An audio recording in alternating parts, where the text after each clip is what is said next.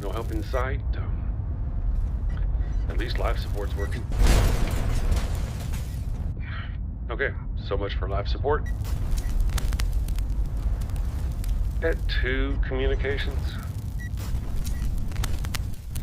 At least if I'm going to die in the deep, dark black of space, I can watch the Daily Atheist Morning Show. Good morning, everyone. Thank you for joining us. Yes, I have my wonderful co-host Ryan here. There she is. Look at that. Look at all. Hello. The Daily Atheist Morning Show, live Monday through Friday, 9 a.m. Eastern.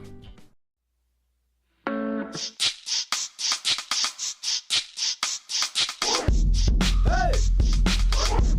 Whoa! Hey! Hit it! Mad Genius of rock and roll!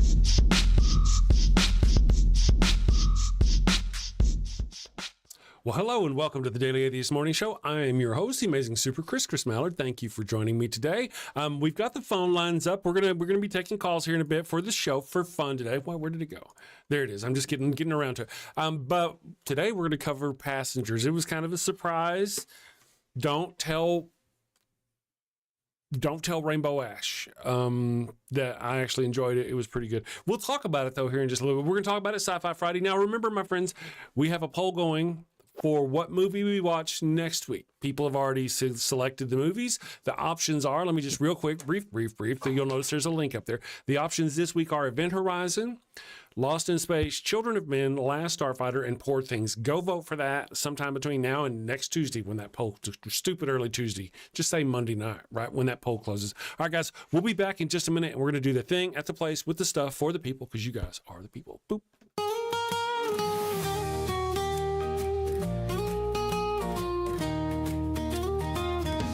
Burrito es tan bueno, it burns when I pee. Abraham had the crotch cooties and gave his sister wife to me. El ataco fue no bueno, it stings like a bee. They told me she was his sister, now I'm plagued between the knees. I've got the Pharaoh's curse, a case of penile plague. I've got the Pharaoh's curse, there's fire between my legs. Mi burrito está no bueno, a full bladder I fear.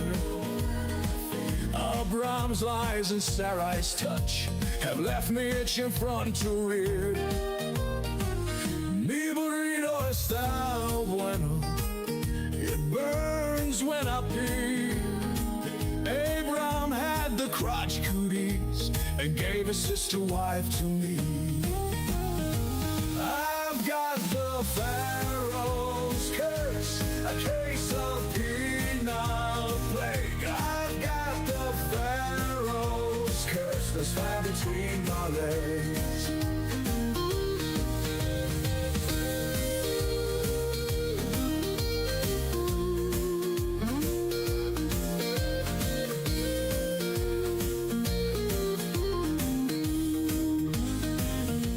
Burrito está no bueno, a full bladder I fear. Abraham's lies and Sarai's touch have left me itching front to rear.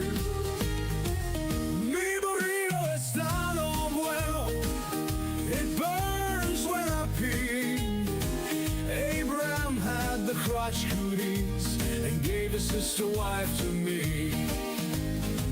I've got the Pharaoh's curse, a case of penile plague. I've got the Pharaoh's curse, there's fire between my legs.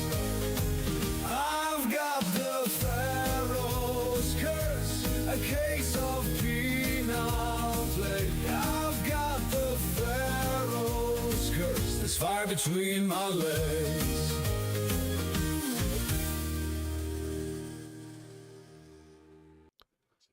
All right, we are back. Good morning, everyone. Thank you all for joining me. I've got my co-host, Ryan. She's running off to get some water. Girls need water. You know, they need their water. Men, we don't need water. We're stupid. Good morning, everyone. I hope you had a great week so far. It is Friday. Friday, Sci-Fi Friday. We're talking about sci-fi. This week, we're going to be talking about passengers.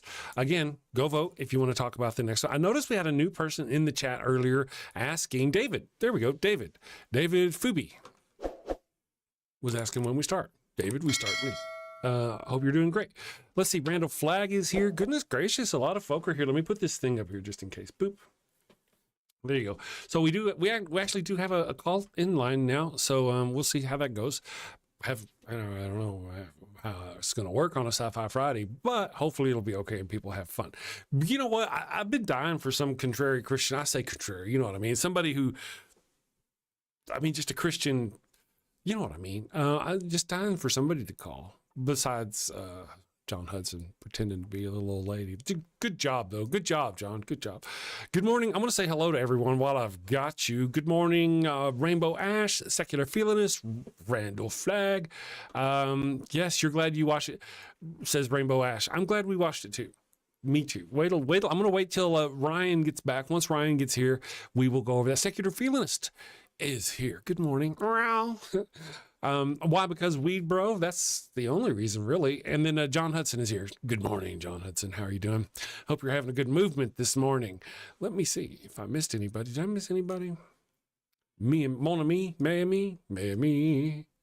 And we, like I said, we even have, and Kelly Scherer. I miss Kelly Scherer. And Better Than Imp. Damn, everybody's here. Good morning. Okay, so we're going to talk today about passengers. She probably can't because you get the lid open. We're going to talk about passengers today. Now, my friends, did not want to watch Passengers. I don't want to use the term vehemently against. Would it be appropriate if I were to say I was against Passengers? And yet, Rainbow Ash put it forth in the vote. And, we try to honor the vote. So here we are. The Passengers won. And lo and behold, despite my contrary nature concerning the show, I actually, I enjoyed it. And we'll talk about this. I'm trying not to get too far into the weeds because Ryan's not here. So let me just say hello to everyone else. Did Kelly Laughlin sneak in as well? Oh my goodness, Kelly Laughlin snuck in. Don't we have like mods or something? Good morning, Kelly. I hope you're feeling better today. I hope you're feeling great. Let me see the scene before he woke her up. He was about to go out into space, drunk and sad without a spoon. Yeah. This probably was the scariest whole movie. Yeah. True. One of the more intense ones for sure. There she is. That's a Khan quote from The Wrath of Khan, by the way. Good morning, Ryan. How are you doing? Hey, I'm good, thank you. How are you? How's everybody? I'm doing okay. The peeps here are doing okay. Yeah. It's so far we're doing all right. We hadn't really got started. We were dawdling. I dawdle. I'm a dawdler. Yeah. Mm-hmm, indeed. Dawdling. I'm a dawdler. So here we go. I'm gonna real quick before we get into the movie. I gotta ask you, how are you doing? Have you had a good day? How's your week? That sort of thing. Let's dispose of that. I've just been tired. I've just been very tired. But other than that, I'm personally fine. I'm just physically a little tired and probably a little mentally tired of the bullshit coming from our presidency. Gotcha. How about yourself? I'm doing pretty good myself. I too am ready for this nightmare to end. Existential dread, no longer existential. It's quite existential. Yes. Yes. Right on the moment, on the now. So there is that. My concerns. Yes. We can talk about those too as we go through the day, as we go through the show. Obviously, we'll probably can't be able to avoid them. Kelly did say he snuck in. Rainbow Ash. Don't. I mean, if you and John are playing, play away. don't time him out, though. I mean, otherwise, unless, don't time out. I got him. Trust me, just leave me and John to ourselves. Me and John go back. We're like this. If John needs censoring or booting, I will censor John or boot. Shoot me a message, highlight me, go, look at what John just said. I'll be like, fuck, did he really say that? Motherfucker. Anyway, but yeah, don't be banning John. Okay, got you, Rainbow. I got you. Yeah, I suspected because the way he's like, do it, and she's like, okay, I did it. I just kind of thought y'all were having fun. I saw that. I'm glad. That's good. Okay, I'm good. glad people. I just wanted to make sure because not long after John started hanging out in our chat, he disappeared, and I'm like, where did John go? And somebody had permanently timed him out. And Oh yeah, I remember you telling me. Yeah, between him and Raven, who I had to go keep, I was like, Raven, get in here, get back in here. It was because of John actually that I had to go revamp all of my mods' permissions to make it to where nobody could permanently ban anybody but me. Well done, John. Yeah. So good on you, John. Good on you. Thank you for sharing. Kelly says my back is killing me from sleeping sitting up for the last 2 weeks. That sucks. Oh, you have to sleep sitting up? Yeah. Pourquoi? You got to explain that, right? Yeah, Rainbow Ash says they are sick. We knew that about you, in fact. It's common knowledge. We whisper it behind your back. Did you not know? Oh, you mean like ill? I'm sorry. You meant something else. Man, you guys are so much fun. Thank you all for being here this morning. I don't know why you put up with me. Is it because of Ryan? It's because of Ryan, isn't it? I doubt it. It's fantastical. Atheist approves here. Can I reply to Ryan's comment about Trump without being banned? I don't know. That's kind of the situation too with you. I've seen situations, and this is not just Rainbow. I've seen situations, it wasn't Rainbow at all, to be honest, that I noticed. I've seen situations where you, Atheist approved Matthew, has said something that absolutely did not warrant you being timed out, and you were timed out for that. So I just really ask people to be chill on timing folk out. Those of you who have the power, okay? So don't make me take the power away. I don't want to, but just be, in all honesty, yeah, most people, I trust my people. If you say this dude's being a dick, I'll usually, trust you, but just go gently go, if we banned them out, just, we want them to come back. We want some of them to come back. You remember, it's like Pastor Dean was fun for a while, but Pastor Dean was just so full of hate all the time that his presence got old. You couldn't trust him to just be fun and contrary. He would be fun. He'd turn sometimes. Anyway. He would turn hard left sometimes, or hard right maybe. Hard right, yeah. Just be fugly. Yeah. Yeah, Rainbow says never permanent ban. I got you, and I don't know. I don't know. Something else I'm testing, guys. I want to see something. I'm working on making things better for you and everybody. Now we've got the Discord command. Let's go. I'm going to go Discord. Boop. And the Discord command works. Hopefully it works. I added a new command this morning, and I'd like to test it to make sure it works. And this is for our vote. Okay, so let me see if it's going to put you guys the link. It should. And go. And go. And go. Okay, let me try. All right, let's go here. Vote with a capital V. Vote. And bum, ba-da-bum. Okay, so that doesn't work. I'm trying to get it to where, it's just a trigger. I don't know why it doesn't work. I just kind of noticed today that most of them don't work, except for the damn show Discord server trigger works. That's good. Yes. Oh, Kelly says I couldn't breathe when I was lying down. I'm sorry to hear that, Kelly Lawson. That's Yeah, Kelly. Are you have the flu or something right now? Yeah, Kelly. Kelly, I know. Kelly. I've heard people have had a bad strain. I've not gotten sick. My son has. Kelly, the other Kelly from Job and Jugs, Detroit Atheist. She's been sick. Somebody else said they were sick. Rainbow said they're so sick they had to call it their other job as well. So. Oh, really? Oh, that explains why they're hounding us this morning for. My people are awesome. My people are awesome. All right, so let me ask you real quick, and Ryan, what am Lil of all trades? Oh, Lil of all trades. She's been sick too. That's right. Has the cooties. Understood. So, let me just wipe off my microphone so I don't get it. Okay. Lil, I'd appreciate you backing away from your microphone. Yes. Do not give me the cooties. Rainbow Ash says you might check the Nightbot settings. Yeah, it's streamer bot, but yeah, I was like, oh yeah, let me do this real quick before the show. And I threw some things together and I was like, and obviously that did not work.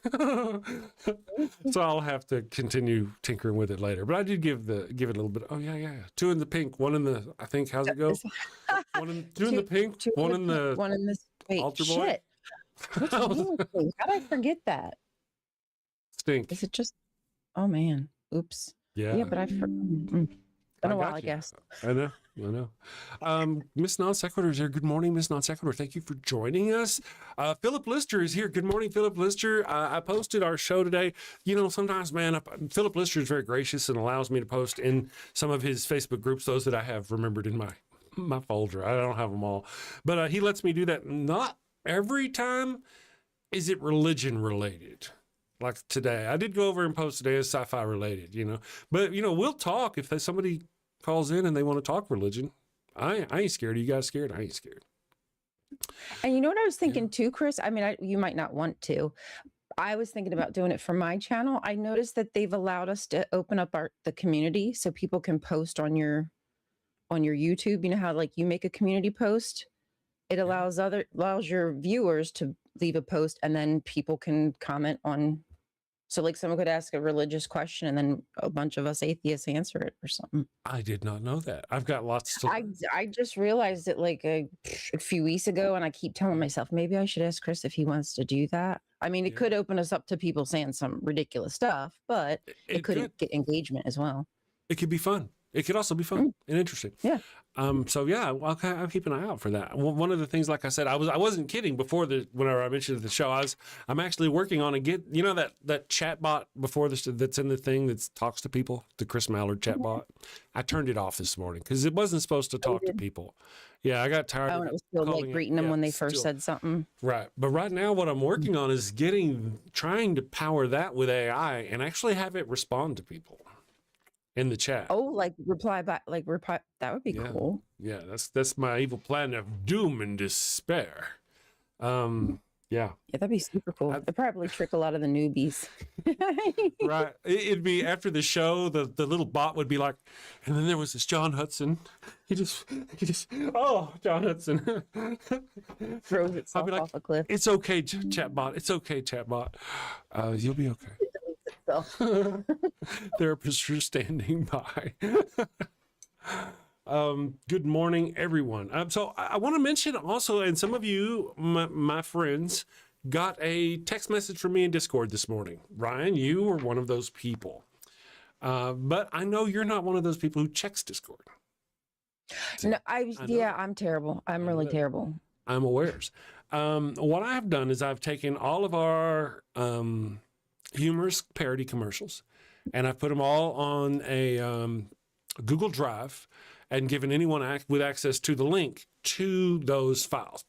The only one that's not there that people are going to be disappointed is not there is the Pharaoh's Curse. The reason why that one's not there is because that one's actually a licensed song. And I don't mind you guys having it and playing it. If you play it, it's going to say, you can't monetize this stream because this is a licensed song. So for 30 days, it'll just sit there and you won't be able to monetize the shit. So otherwise, I'd love to let you play the song. You just can't. It just is what it is. Yeah. But otherwise, all of you content creators out there who do other things, if you want little parody commercials to run, the only thing I wanted to do is just kind of brand them. So hopefully you can grow my channel too. Right. And do that thing. They know where to go. Yes, the evil plan. Excellent. All right. Well, I will check that out. Thank you. Thank you. VH5150. Good morning. Thank you for joining us. What an interesting name, VH. Yeah. I could have had a VH. You may not be old enough for that. Yeah. Randall Flag, VH may not be old enough to understand that, but if you may have gotten that one, just hee-hawed. We're fantastic. We're fucking hilarious. Thank you for joining us. You know, I thought like, I was like, oh wow, this stuff must be really good. Let me. Have you ever drank V8? I have. Yeah. I mean, I'm certain that for some people that is a great taste. I was not expecting that. Yeah. And I did not like that flavor. You know, one of the things about it though is that a lot of people misunderstand and misthink it's healthy. But when you look at the salt content in V8, Is that the only reason why you get energy? Very surprised. You know, I don't know. Mayhaps. I don't know. But there's definitely, well, part of the reason is, I mean, that's why it tastes as good as it does. Yeah. I mean, to be honest, I actually liked it. I always kind of liked, but I like drinking tomato juice straight out of the can. When I was a kid, there was this country western song, tomato juice, something about tomato juice. I don't know. I thought it was hilarious. But I used to drink it right out of the can, tomato juice. Oh wow, 640 milligrams per 8-ounce serving. Yes. Right. I wouldn't lie to you in front of God and all these people. You'd be swole by the end of the day. You'd be all swelled up. Right. David Fubi is here. Good morning, David Fubi. I got it. It's got to be better than clamato. I've never had clamato, I'm sure. Wait, is that the clam and tomato or something like that? Ooh, is that a thing? I think that's what. Hold on, let me shut up. Clamato, is that what I heard?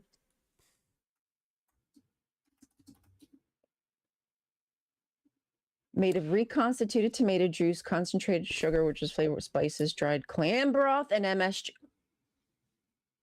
No, something's wrong with you Americans. Oh, that's nonsense. Like, you like your chicken so freaking mayo, like plain, but you want a clamato? Right. Are you kidding me? My blood pressure went up just listening to the ingredients. Like concentrate and sugar, flavored with spices, dried clam broth, and MSG. And they're like, hey man, you need some sugar? You need some salt? I got some salt. Because you're coming back later. You're like, oh man, I need my hit of salt. I just put it in this liquid for you. Yeah. Oh, it's Canadian. I'm sorry, Joe. I'm sorry. Canadian. Okay, well, we'll let it Canadians, slide. You got some splaining to do. You do. But, you know, I mean, you can't be right about everything. Just like Trump can't be wrong about everything. Well, you know, he's trying fucking hard. Hard AF, as it were. He's trying to break records. He is. Okay, I want to mention we do have a call-in show. It is a call-in show. Feel free to call in if you want to talk about the thing we're going to talk about. We're new to it, so bear with us. Today we are talking about passengers. Now, Ryan, you knew how I felt. You heard me go on about myself about passengers. Mm-hmm. And then I told you I'd seen it. I changed my mind. You've seen it now. You have seen it now, yes? Mm-hmm. Okay. What do you think? So, share your thoughts. What I did is I said clear the brain. I said clear the brain of all the Chris Pratt. Just pretend he's not like extremist religious freak. Just let all that go. That's good. Let all that go that he doesn't want you to have rights. Just let all that go. Let it go. And I enjoyed myself. It was. Good. I think I enjoyed it more this time around, maybe even. Really? Yeah. Mm-hmm. Yeah. Okay. Well, I got to be honest. I've actually done such a fantastic job of putting all those horrific things that we know about him, as horrific to us about his Christian ways, out of my mind completely until you reminded me just a moment ago. So I hadn't even thought about it. Yeah. Well, you're welcome. Never once did I think about that during the show. Kind of interesting, fascinating. I guess it's just like my brain is like a sieve. That's good. It's because you didn't have to worry about that during the movie and letting it like change how you feel. Yes. So here's what we got. I want to kind of do this thing.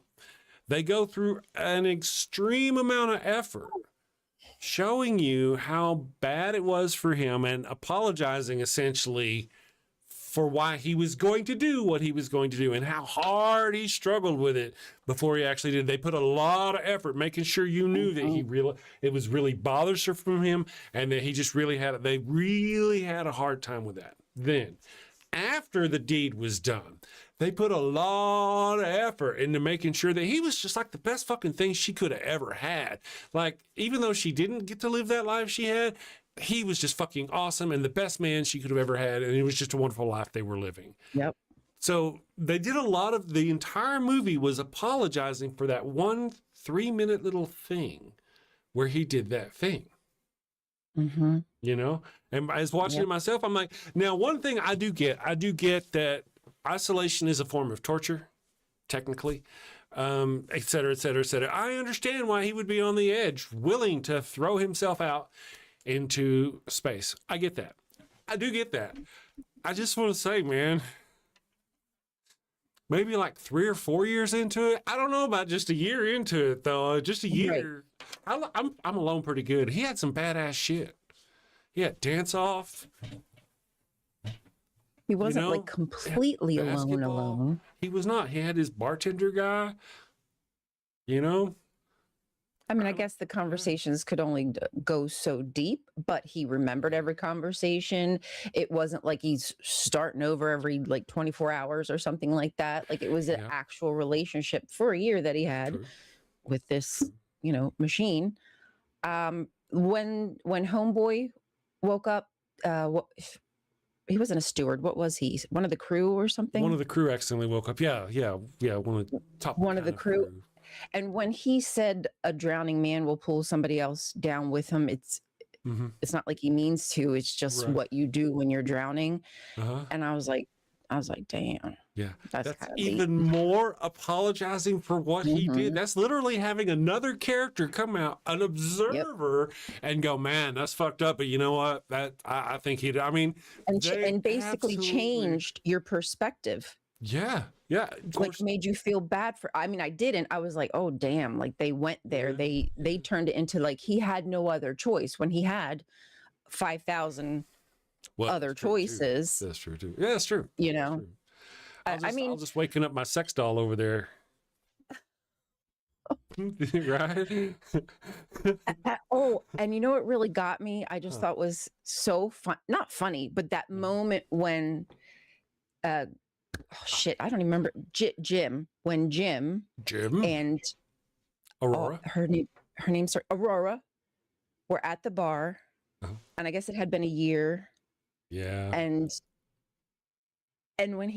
when she had said, like, there's no secrets between us, and the robot was like, is this true, sir? And he's like, is that so?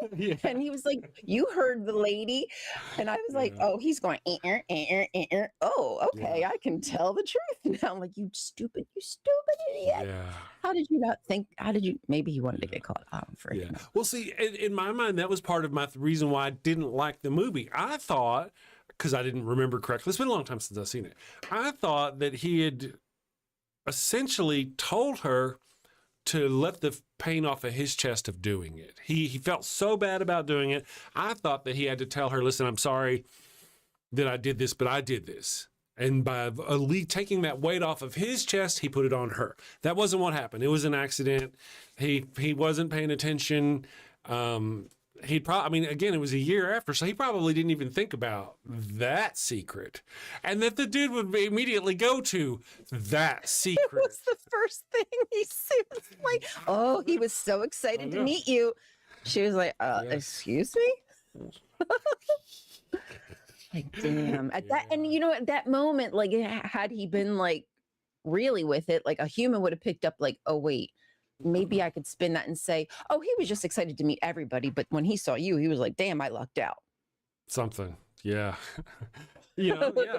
Well, he could have just gaslit her. I don't know what he's talking about. He's just lying. I don't know. I didn't let you out. He's fucking dude, he's malfunctioning. You see this damn thing? The whole ship's malfunctioning. The ship's flickering. What's wrong, lady? Yeah, I mean, I guess he could have.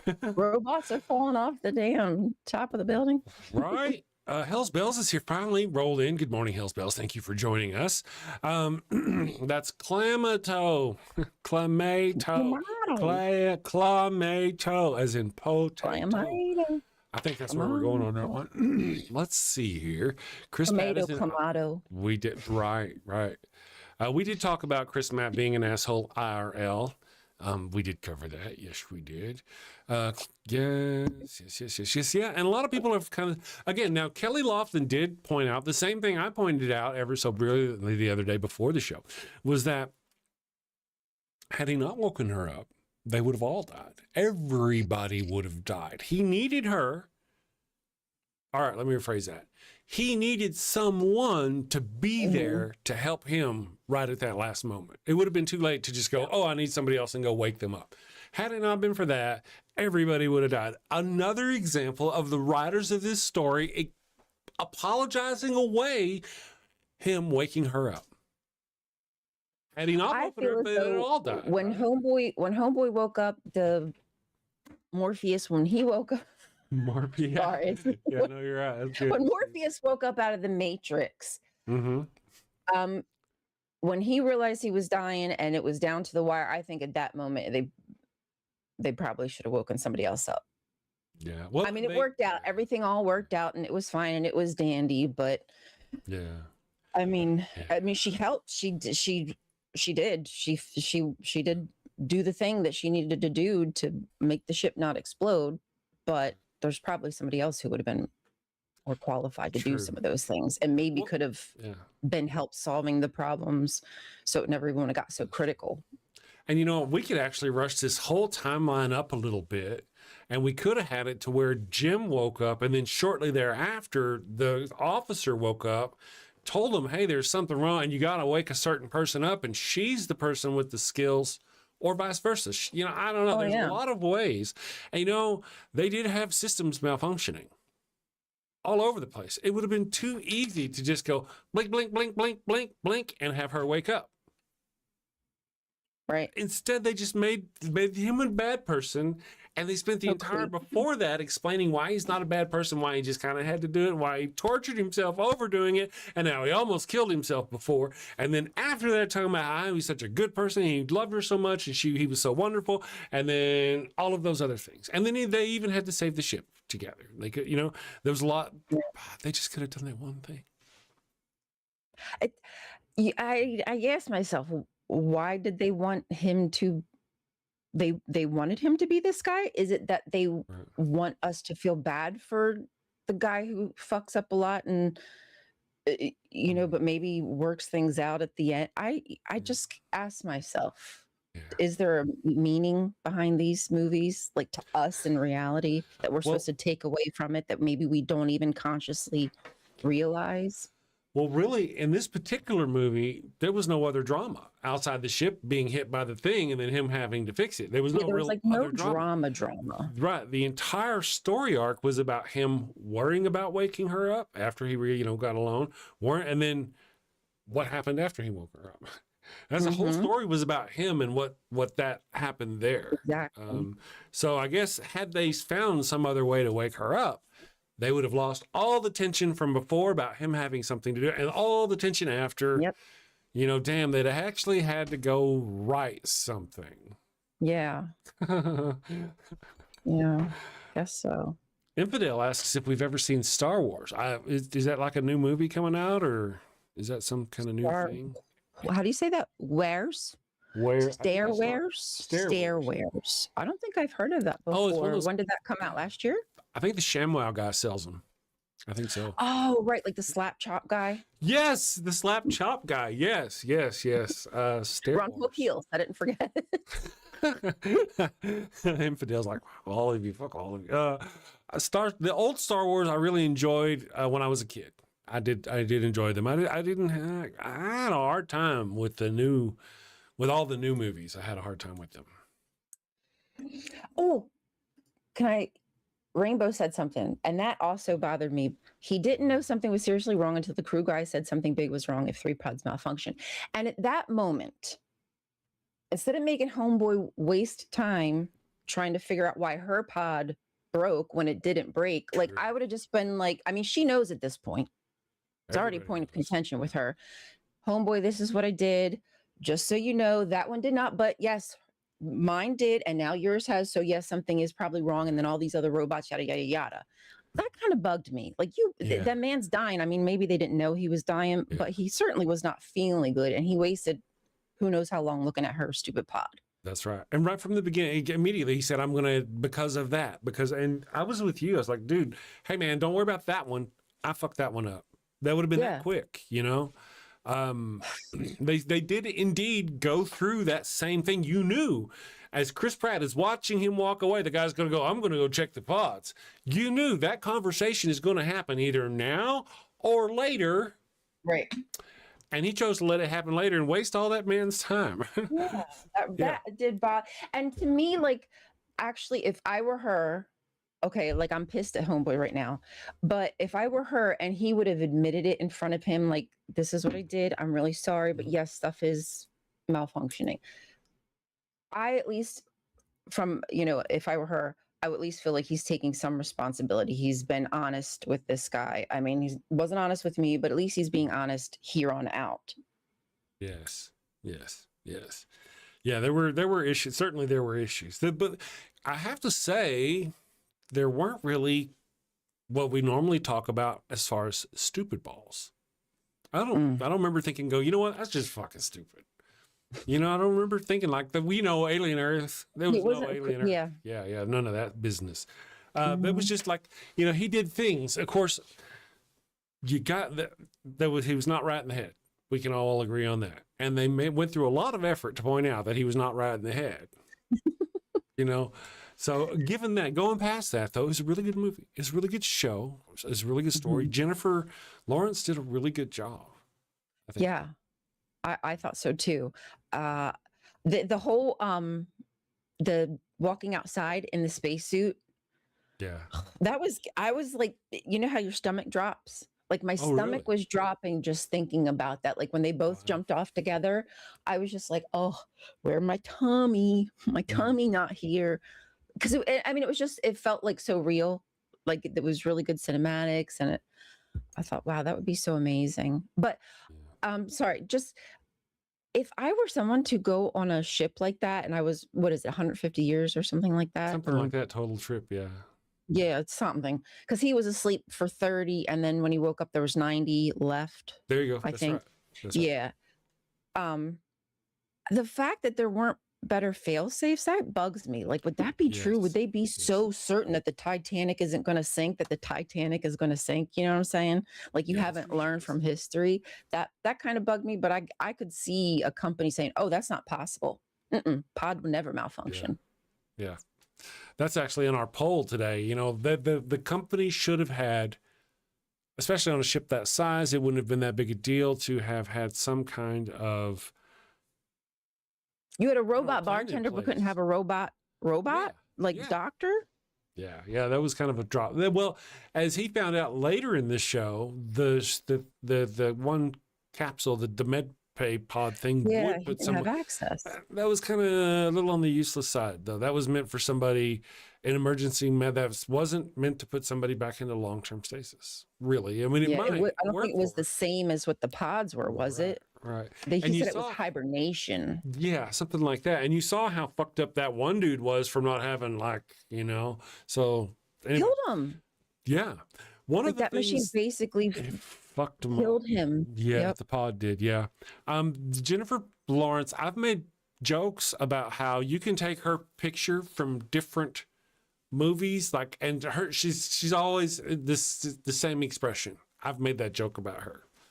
She's she did it. She was fantastic, and just like any other time, she's got that, you know, Jennifer Lawrence face, you know, that is like whatever. But whenever she did, I don't know, she did a really good job, and I don't dislike her. When she found, like, when she realized that he had done what he'd done, and she looked back at him, and it was just the way that she asked, and her voice was kind of like faltering when she asked him, and then like when she was just like shaking and crying. I was like, that was good. That was some good shit right there. Like he basically, because as she said, she felt like he took her life. He killed her. Oh, yeah, yeah. And that's kind of the deal. The people are talking about in the chat, well, couldn't they have woken someone up? Yes, they could have. But to do so would have ended their lives, would have essentially damned them to the same fate you have. So to just wake someone up and go, that man did this to me, you're damning that person that you wake up and complain to. Right now, you're going to do that to somebody else. Yeah, So now you'd you're going to damn somebody else just so you can damn it. Yeah. And then the piece will be like, son of a bitch, I guess I'll sit here and do paperwork for the next 90 years. Yep. Like, damn. Yeah. The crash was indeed what caused him to wake up. Yeah. So when they were going through the asteroid belt or, whatever that was, I have no idea what that was. Yeah. I was like, I would hope that someday in the future, if we do like interstellar travel, that they are smart enough to have some kind of weapon or, I don't know, something, because that just seems like that's going to happen, that you're going to possibly be hitting something in space. I know it's kind of like so slim because space is so big, but be prepared. One of the things it's hard to really express in the video as they're watching is how fast that ship is going relative to us. See, so relative to us, if they mentioned at one time it was going half the speed of light. That's fast. That's stupid fast. So for it to hit anything at that speed, I mean, now we saw that asteroid or whatever, that asteroid belt, it seemed to like the big ship was just kind of going through it, and it's like, oh, hey, look, you could move, but there's a big thing in your way. There's no way at half the speed of light that thing was turning at all in any meaningful fashion. You got to have some kind of, I think you'd have to have some kind of weapon, not necessarily to fight, but at least to maybe break apart if possible.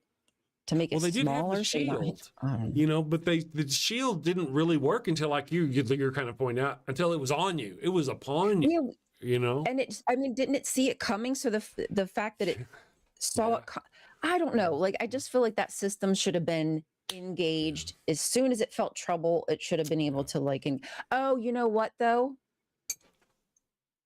Didn't they say that the cascade started actually a couple years into the flight? Well, it had happened a couple years before. Yeah. So maybe maybe that was just all. Maybe that just was the straw that broke the camp. It was already the systems weren't able to process like they should have or react as fast as they should have. Oh, no. That was what started it all. 2 years before it hit the meteor, and it's taken 2 years for the systems to fail all over the ship. That. Okay. Yeah. The ship's been trying to make it work and trying to, keep up with this system has failed, so it's trying to compensate. Then this system's failed, and you see that over time, and then finally at the end it just. And to me, it kind of seemed like the ship was trying to wake up the right people to fix it because it knew there was something wrong with it. Jim was a mechanic. And then the other guy was just not some random dude. He was somebody specifically who could help get him to the place. But it seemed like, it had also, at the same time, not only was it trying to do that, but it also rolled off the table in the middle of a lobotomy. So it wasn't thinking right. Kind of thing. Yeah. Let me do this thing here again. I'm going to go take a commercial real quick. Let's do this. I'll be back we'll be back in just a minute. John's bored, very bored. Have you taken your drugs this morning? What are they? He gets the Adderall. He gets the good shit. We'll be back in just a minute, guys.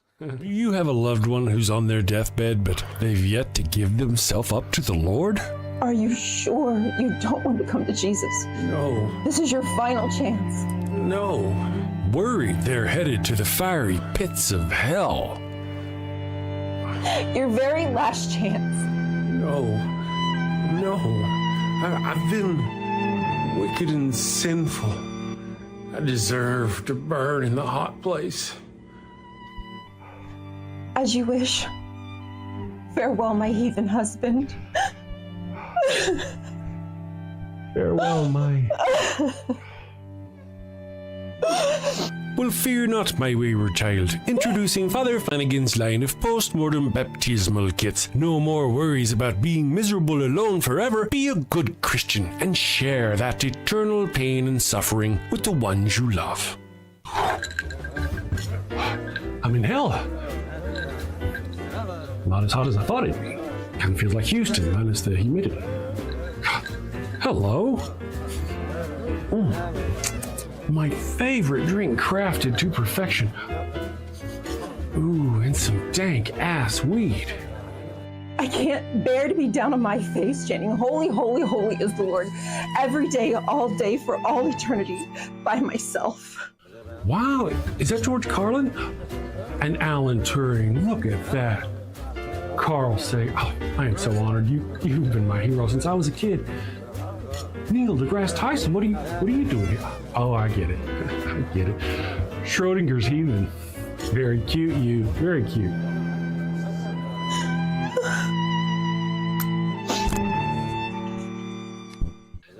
That's fantastic. Oh, what is that? What is? It's holy water. Oh, it burns. No, this isn't where I want to be.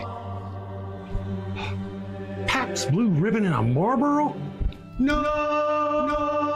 Father Flanagan's post-mortem baptismal kit. Dead kid tested, Mother Teresa approved. Is that the Pope and John Paul? Jim Jones and Jimmy Swaggart, huh? I can see that coming. Neil deGrasse, what are you doing?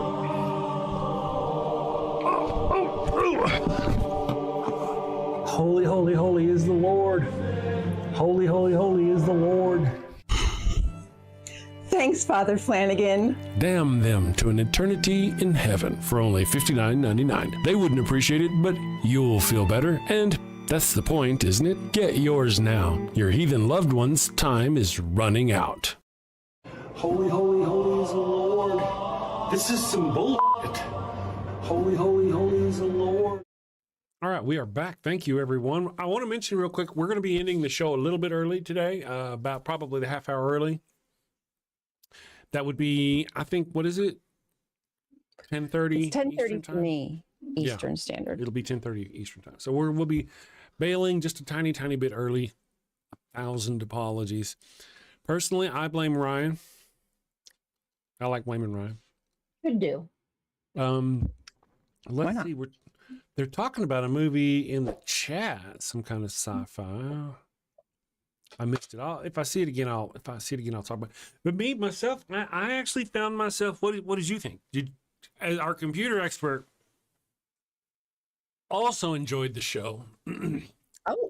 Oh yeah. He thought it was fantastic. He really enjoyed the Jennifer Lawrence swimming in the pool scenes. That was such a good scene. But the scene that was a good scene. Yeah, it was good stuff. It was good, wasn't it? The graphics were fantastic. That was like freaky. That when the gravity went out and she was swimming through the bubble. I was like, oh, I couldn't imagine that happening. It was just, like, how the hell do you get out of the goddamn bubble? Right. That's right. How do you, Well, one of the things that I thought was really interesting is they did have a ship that spun. But they didn't appear to use that for gravity in any way. Because they did have their own artificial gravity. They never had a problem with gravity until it was turned off. The gravity turned off and shit went weird, right? Her pool that she was swimming in.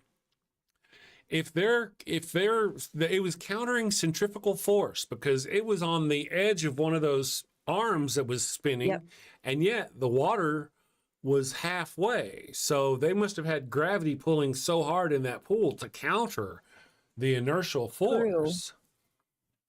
True. Yeah. So when it went off, why wouldn't it have? It would have all just lost against the wall. Yeah. Yeah. Yeah. Anyway, it was still good cool, flick. right? Yeah. I don't know. Did the thing stop? It certainly didn't stop spinning. It's too big to stop spinning like that. Is that how gravity would probably? I don't know how it would behave. One thing is that, like, a match in a without gravity,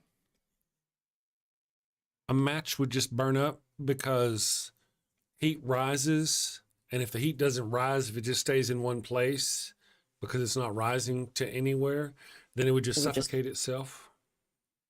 Because yeah. Never thought about that.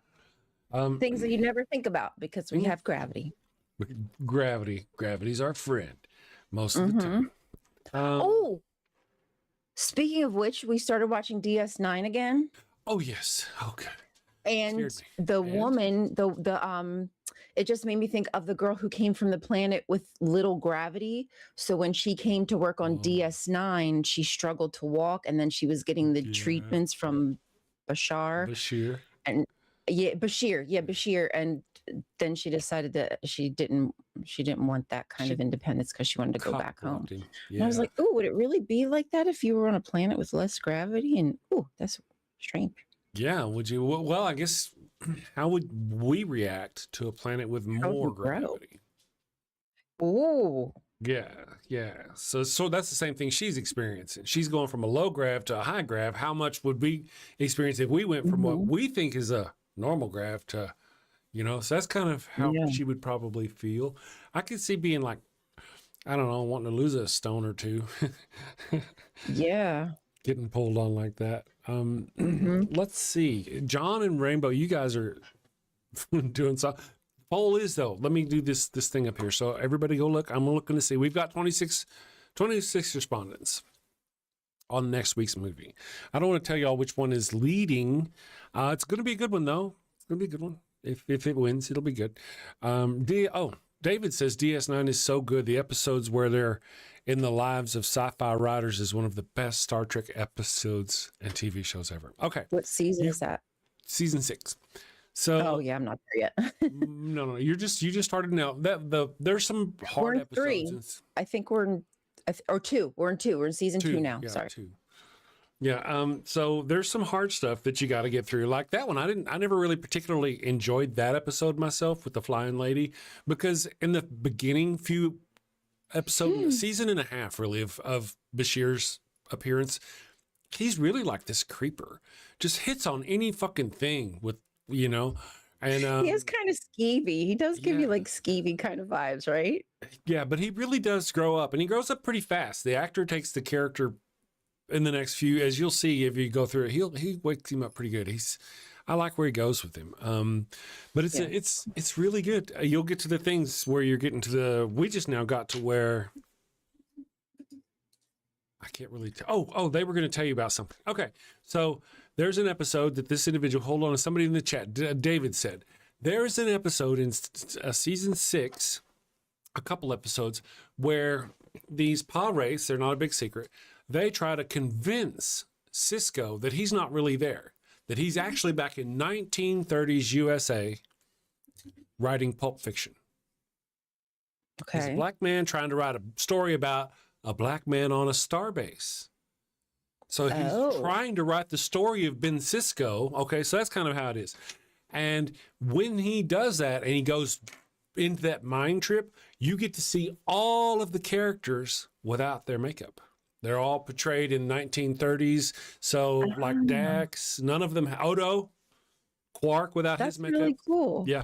There's even a scene where somebody does something. It may be Cisco, his character, Benny. He gets knocked down by a couple of policemen, and that's and they're bad guy policemen. Policemen are back in the 30s anyway. And it's Gul Dukat, and I think the actor who plays Wayun and a whole bunch of other characters, Jeffrey Combs. It's really good episode. Fantastic stuff. So we're at the part now where Gul Dukat, where what's the guy's name who's running DS9? Cisco. Oh my God. Where Cisco rescues him, and he promises him that that he's going to stop the Marquis from blowing up that whatever it is. How do you feel about that? The fact that he was like, what? How do you feel about that? Well, the whole like going against the Marquis and not siding with Yamaki and standing with the settlers. Excuse me. Yeah, that's a tough one. That's a tough one from a Starfleet perspective. They should have listened.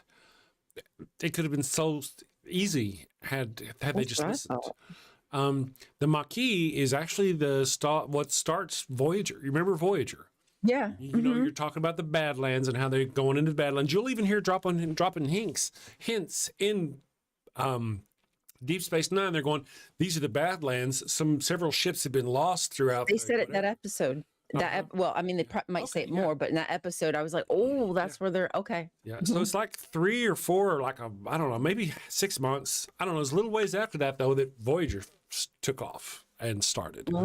So, Damn. Okay. it really, and there's things though, like I watched an episode last night that's one of my favorites, and it's about Nog. And you know who Nog is, right? I forget. Jake and Nog, the kids. Oh, yes. Yes, it's about Nog. Now, Nog, I enjoy the Ferengi. I always think they're funny. He's cute. Nog's character has one of the best character arcs in all of Star Trek. It's just going from where he is, where you know him now, to where he's going to be. And there's a scene, it's very pivotal, where he makes a decision that changes his life. And we were watching that episode last night. I was like, Oh, it's just really good stuff. You know, I look forward. I envy you. yeah, getting to watch it for the first time. Yeah. There's some episodes that suck, you know. I don't really like the guy who plays Vedic Baral. Actor who plays Vedic Baral, man, do better, dude. Is that the one that likes Kira? Yes. His delivery is so flat, so horrifically flat. Everything he says is like this, Kira. Do you want to come back to my apartment, Kira? I'm with the prophets, Kira. You know, I know. I'm over flexing for this. So guy. what? It's like so laid back. Do you have a pulse, sir? Yeah. Well, I'll just let you find out more about that later. Oh, wow. Okay. We'll find out, I guess. That's an episode in and of itself. Kai Wynn is fantastic. The actress who plays Kai Wynn, she was in One Flew Over the Cuckoo's Nest as nurse something, which I can't forget. Can't remember. Yeah, so she's fantastic. The actor who plays Nog is dead. The actor who plays yeah, he died. The actor who plays Odo is dead. The actor who plays Lawaxana Troy, the actress who plays her, she's dead. So there's some really. She's Troy's mother. She was just on an episode like a couple back. That's right. She'll be on a couple more, I think, throughout the show. Okay. She'll be there. Yeah, she's so good. I like her. Yeah, I know she's so much fun, you know. She's just fun. Like the way she was on Odo, I was like, girl, like stop. Like you're freaking sexually assaulting this man. The hormones. Like, touching on him. Right. Okay, now you may or may not know this, but if you go back to the original series and you watch the original series from 1966 to 1969, in the original pilot series, they have a first officer. It's a woman. She's a dark-headed woman. They call her number 1. That's played by Major Barrett. That woman, Lawaxana Troy, is played back in the day. At that time, she was also kind of flirting and dating and whatnot with the writer, Gene Roddenberry. She eventually ended up becoming his wife. But she also went on to play Nurse Chapel in the entire run of the original series. So you'll see her in the original series. Whenever you guys get to watching the original series, you'll see her as the nurse in Dr. McCoy's office throughout the run of the series.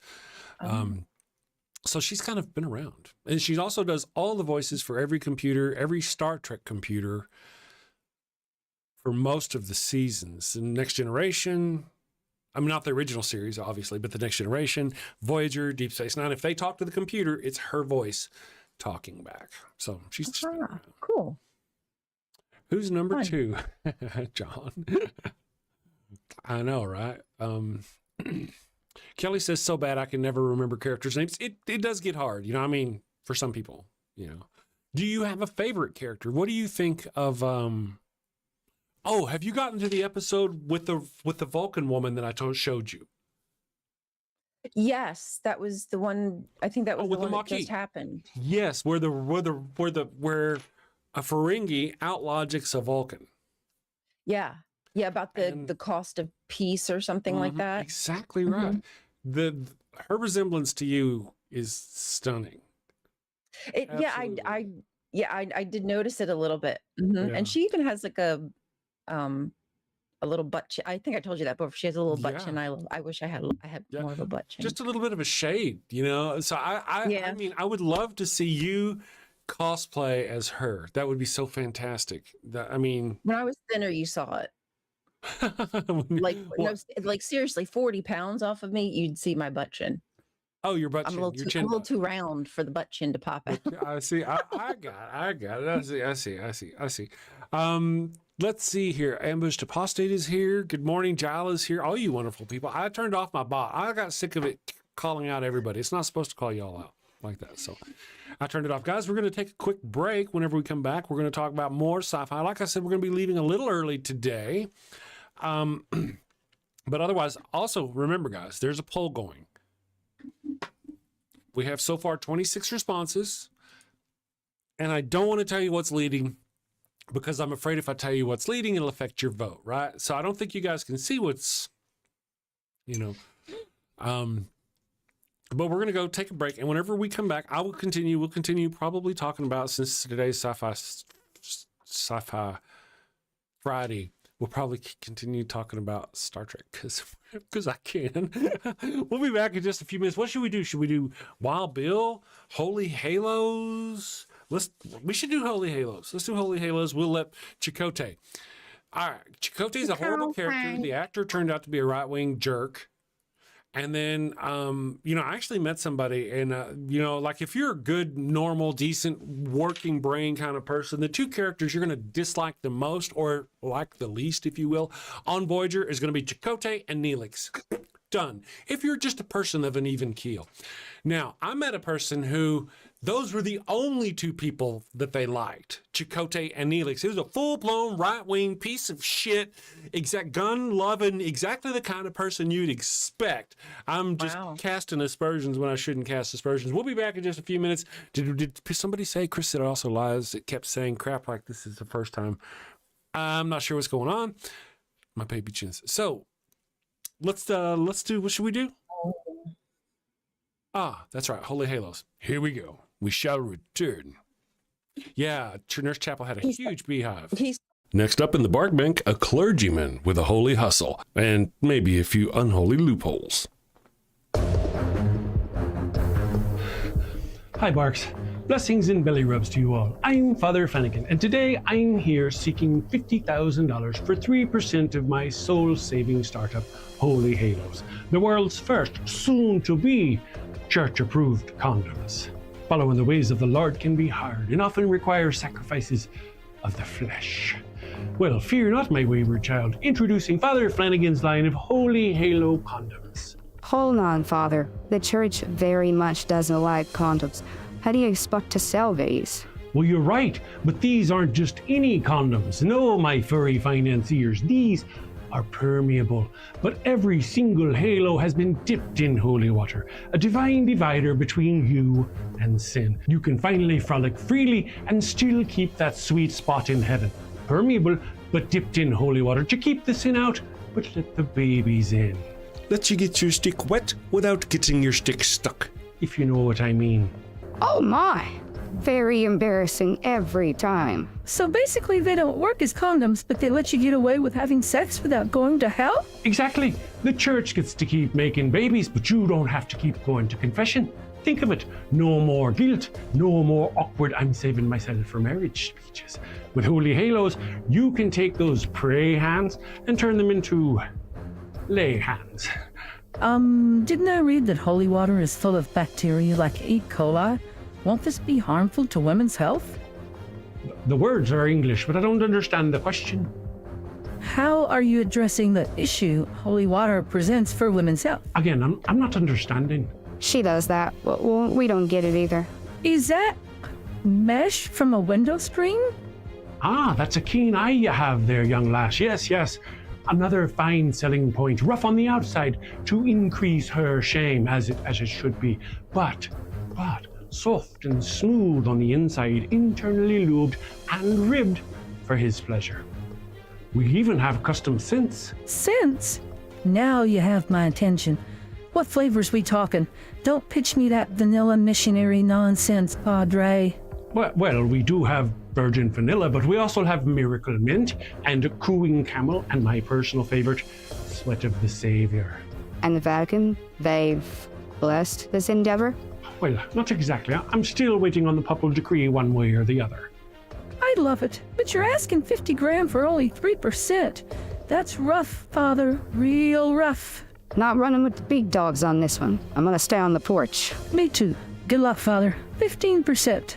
Ouch, 15%, that's highway robbery even for the church. Come on, Father. We're dogs. We know a bone when we see one. 10%, and we'll even bless your branding.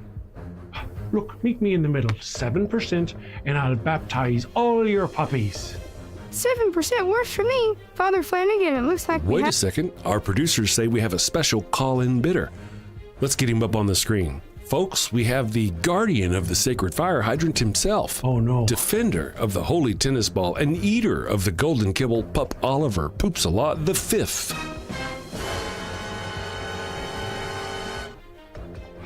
Flanagan! Yes, your portrait. 50,000 at 20%. 20%? And you get to keep calling yourself a father. Sold to the pup in the very fine hat. I knew you'd see it my way. You're very wise, your hiney. Would there be anything else? You may leave. Father Flanagan's line of holy halos, ultra thin, spiritually thick. Available in 3 sizes: conservative, medium, and liberal. All right, we are back. Okay, so I hope you guys enjoyed the holy halos. I want to mention we were talking about the Maquis. The Maquis was the French resistance during World War II, resisting Hitler. They were the underground who were fighting against Hitler. Some of the messages that they would send out were things like you've heard me say before here on this show: the dice are on the carpet.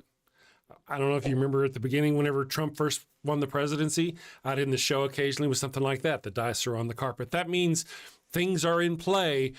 This is going, look out and be ready. These are messages they used to send in the French resistance. And that's where they get the Maquis from, because that's what they're doing. They're resisting the Cardassians, as it were. Yeah. Yeah. I kind of understand why they are. Yeah, well, in a way I kind of do too. However, it's like, let's just imagine though that the Germans had actually agreed to stop. They stopped at the Versailles line and they're not going to go any further. You keep your part, I'll keep my part. But there's people who live in the battleground between there. Yeah. And it's almost like you got a free ride. You got the Federation there. We'll cater your every whim and move you, your family, your dog, your cat, everybody to a complete Federation planet. They'll give you everything you need to start over. There's no problem. But you're going to choose to live there, even though you know that's not a safe place. And I think that's kind of a lot of the mentality of a lot of the people. Kira, I think that's her attitude about it. Listen, they chose to live with the Cardassians. Their own business, you know. I get that, but then you also hear about the ones who spent their whole lives in that one place, building that place. And now they're asked to leave, you know. Yeah. Have you seen Eddington yet? I don't think so. He's a security officer. He comes in, he's in just like a 1 or 2 episodes. You may have seen him, you might not have seen him, you might not have recognized him. He comes in, he's kind of bald up front. He's blonde, he's kind of bald up front. His name is Eddington. Pay attention to him. He'll come back throughout the show, and he'll be an important character later. If you're old enough and remember the movie from the late 80s or early 80s, late 70s called Krull, about this bad wizard that lived in this huge mountain, and this one guy had a 5-fingered looking thing that he threw at them, and it kind of come back, and he was fantastic. And same actor played Krull, played Eddington. Krull wasn't the name of the character, but yeah, played in that show.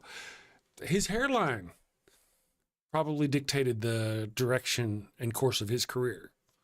Yeah. Yeah. I mean, you go looking back at the guy in Kroll. The Glaive, that's right, secular. I mean, it's really, you know, when I was 7 or 8, it was a really good sci-fi movie, Kroll.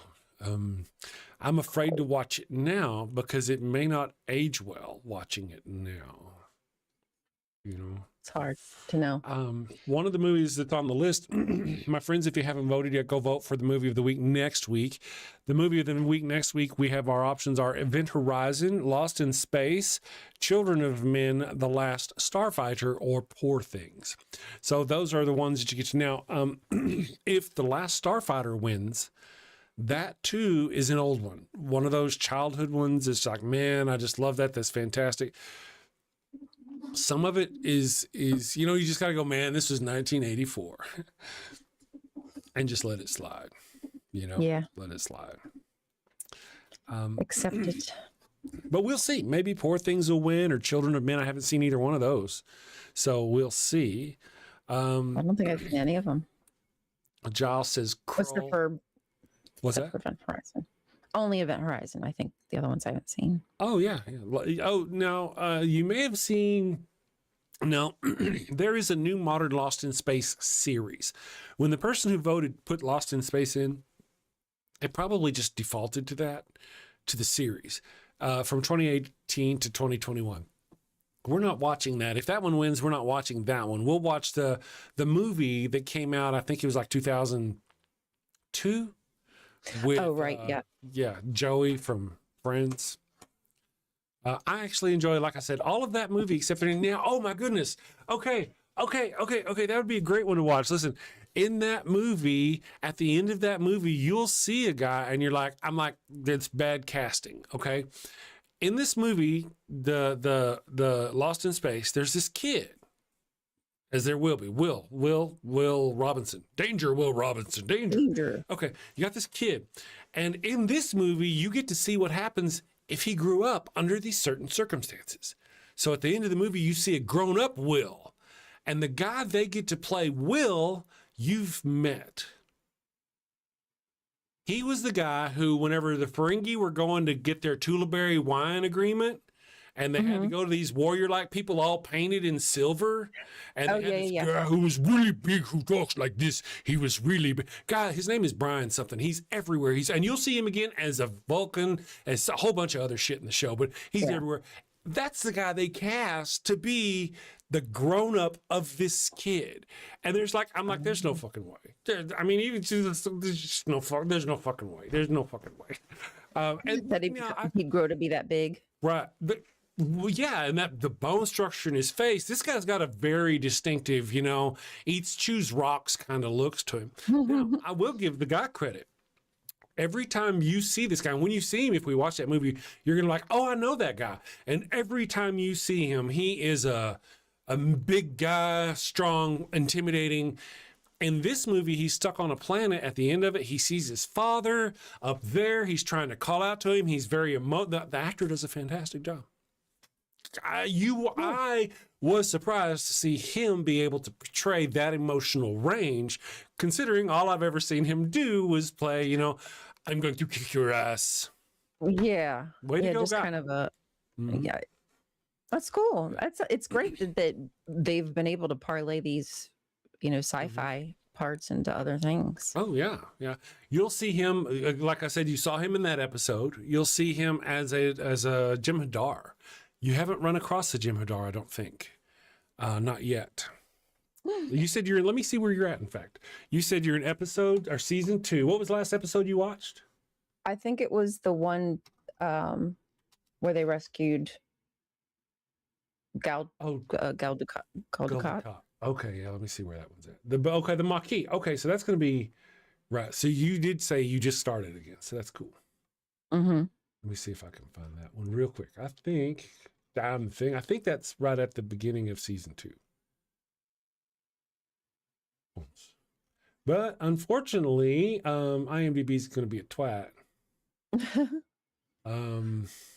Where is the thing, man? Oh, no, that's not the thing. Yeah, I was really sad when I found out that Renee Auberjonois had passed away. Oh, there we go. Finally.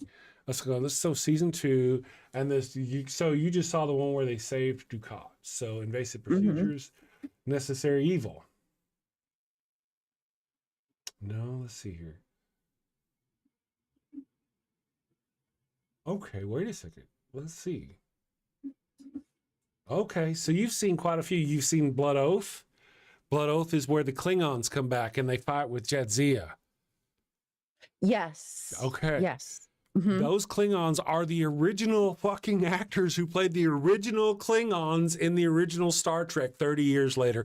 They were able to find them all. It was fantastic. John Calicos, the one who played the drunk, that actor actually plays Baltar from the original Battlestar Galactica back in the day. Oh, wow. Yeah. Okay.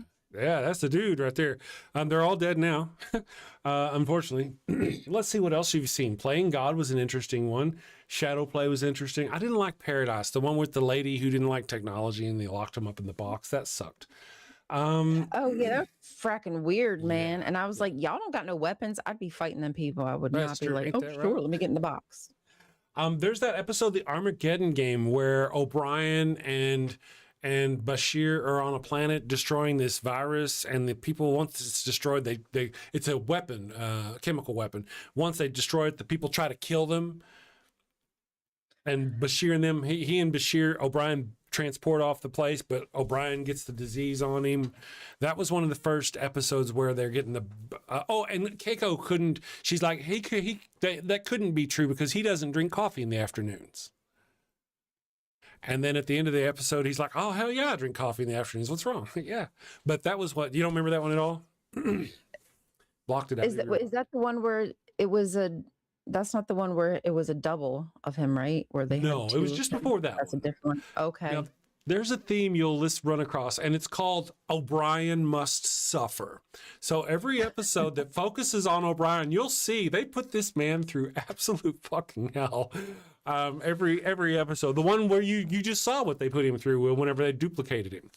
That alone. Then the Armageddon game, in the Armageddon game, like I said, it opens up.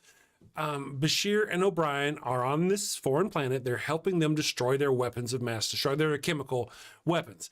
As soon as they're all destroyed, these people come out and kill everybody because they don't want anybody to be able to recreate the weapons.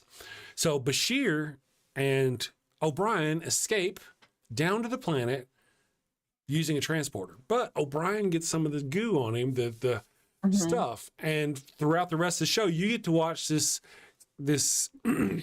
chemical weapon work on him. It fucks him up, so every episode O'Brien must suffer. Interesting. Are they just trying to soften us to him or something? I don't know, because he's kind of a jerk, but I don't know, maybe he deserves all the he's just like very abrasive and like short-tempered, it's just not my style. You know what? This episode, I was like half falling asleep. That's why I don't remember very much. Oh, which one was this? The Armageddon game. Oh yeah, the Armageddon. Yes. I remember little bits and pieces. Like I remember him holding that mug. Was that his daughter that painted it for him?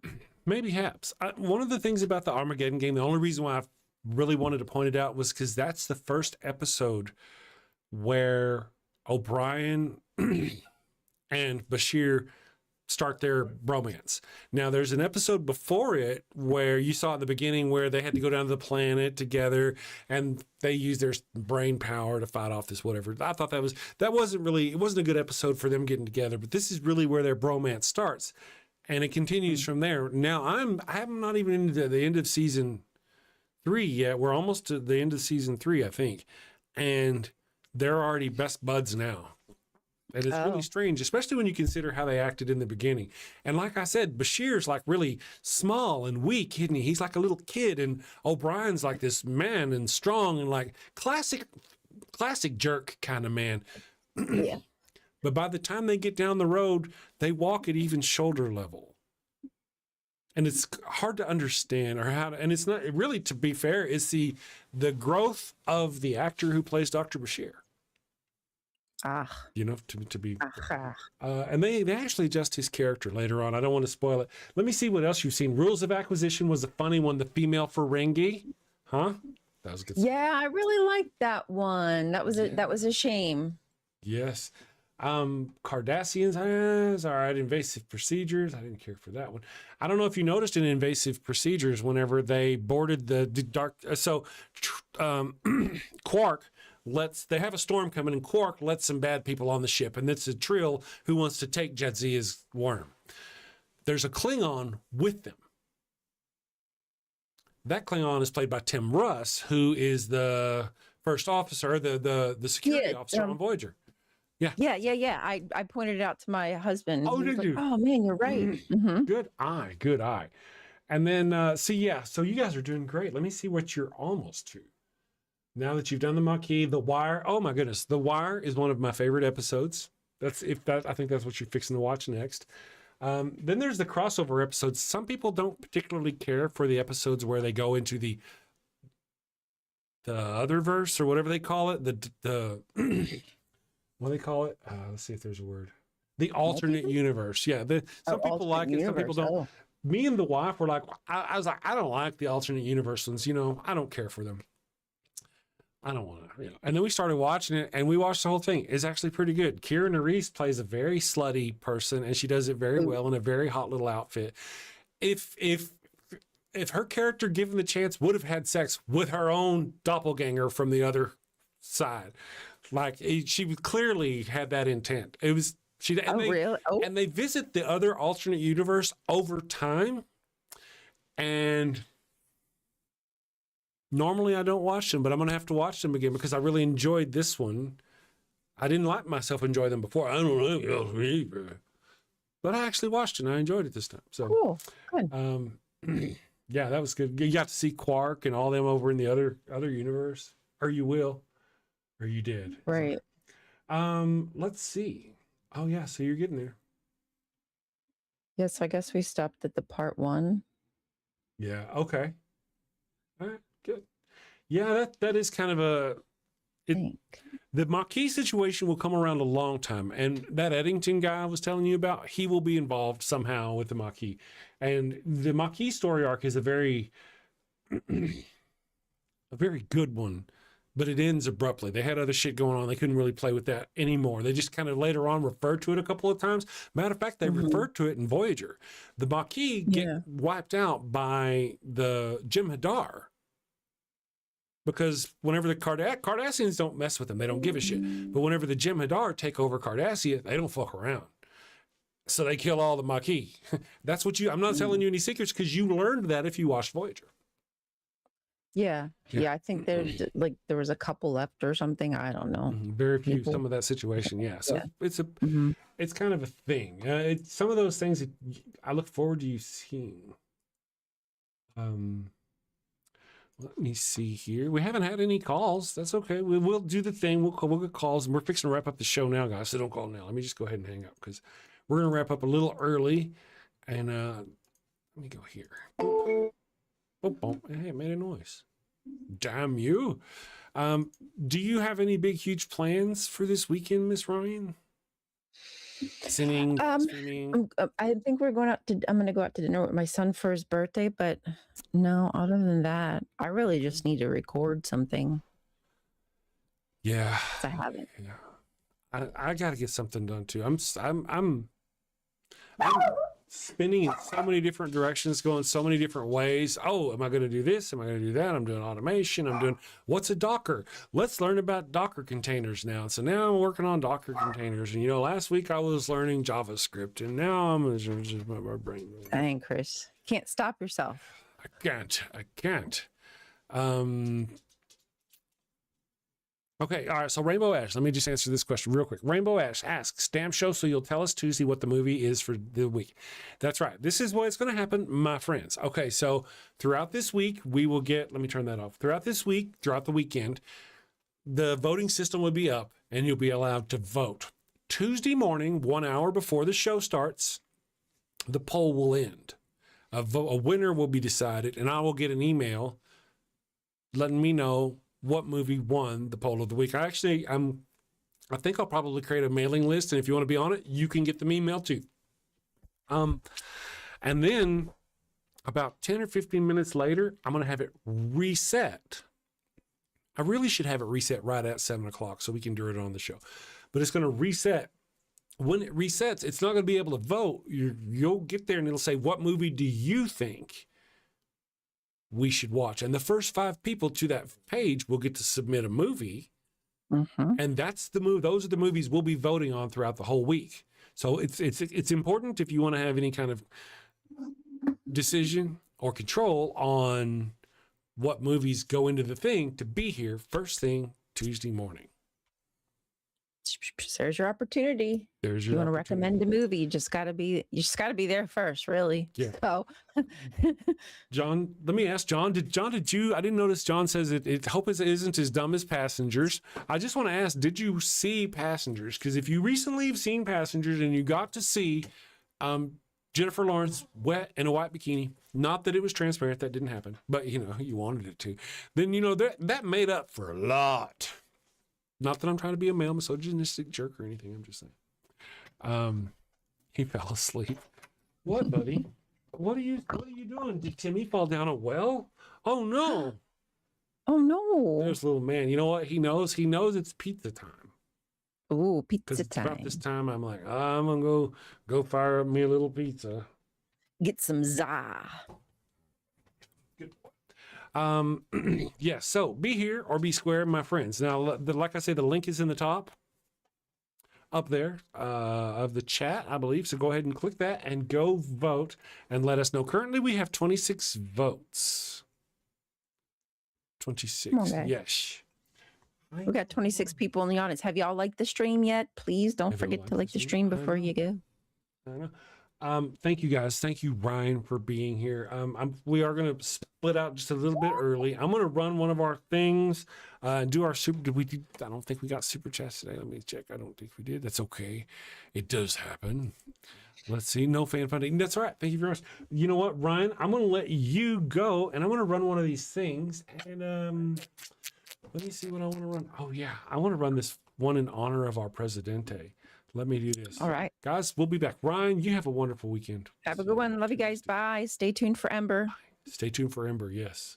Today's world is confusing, and there's too much information for one person to make sense of it all. Which credit card should I pay off first? Is non-fat milk good for me? Who should I vote for? Let's face it, if you can't figure out high-interest milk, then how can you be expected to make political decisions that influence a country of over 325 million people? Well, that's why there's fascism. Fascism is the political, social, and economic system for today's world.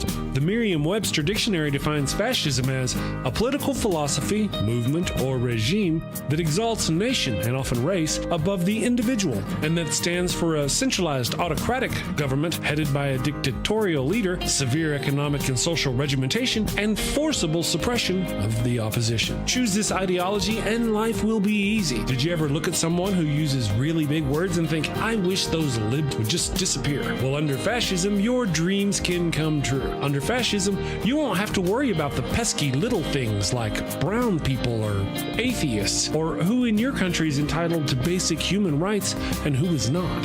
Hint, hint, the answer is nobody. Yes, friends, this truly is the final solution you've been looking for. And if you're concerned if this form of authoritarianism will be up to your high standards, don't worry. American fascism will be the best fascism in the world because it's been endorsed by Jesus. So go out and destroy freedom and democracy by getting fascism today. Paid for by the Fascio Conservative Party, formerly known as the GOP.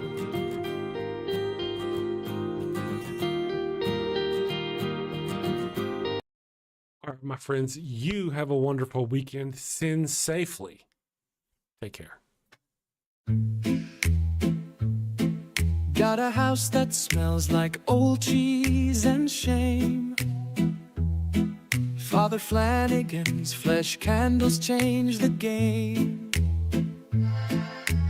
Goat-scented thrills for your soul's delight. Light it up, baby, make your room right. When you've sinned and need to atone, light a candle and avoid the stone. Smell the goat in a holy zone.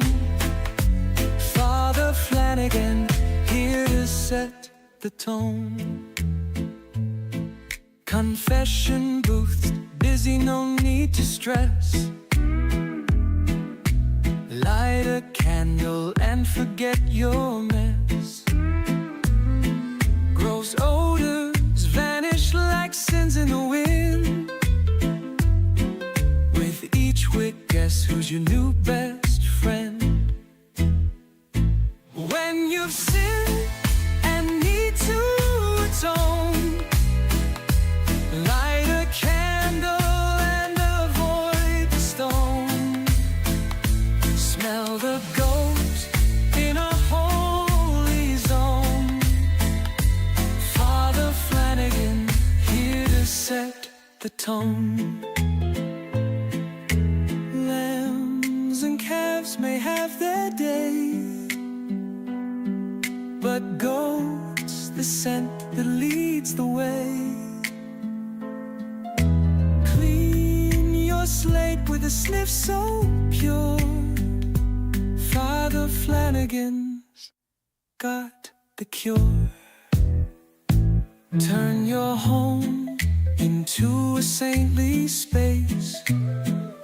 With every whiff, find redeeming grace.